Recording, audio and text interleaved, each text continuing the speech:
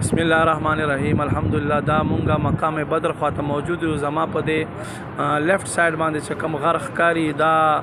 هغه غر دی چې په کوم غره باندې فرشتو جنگ په وخت باندې نزول کړه او حضرت علی رضی الله تعالی عنہ نبی علیہ السلام بارگاه حاضر شو یا رسول الله زه خدا ټکی واورم اقبل یا خیسوم اقبل یا خیسوم اقبل یا خیسوم دا څه شی आवाज دی نبی پاک صلی الله علیه و آله وسلم ورته فرمایل دا جبرئیل دی او خپل بوراک باندې ناشته او بوراک نوم خیسوم دی غته وای چې مخ کې سا وای ها قربان مونږ ګورو چې کله کافر ته مونږ تور را اوچته کو مونږ تور لا اوچته کړی نه چې سره ښکته پروتي وای دا فرشتو طاقت چې الله 15000 فرشتي را لګل دي او تاسو نه مخ کې الله رب کریم سټونه وਹੀ په دې ورځ باندې د کفارو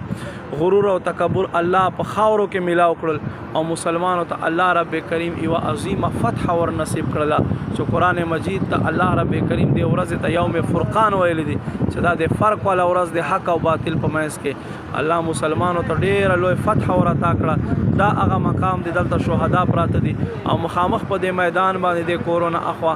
جنگ شوی دی الله رب کریم دې دوی په صدقه موږ مغفرت نصیب کړي آمین بجاه نبی الامین صلی الله علیه و آله وسلم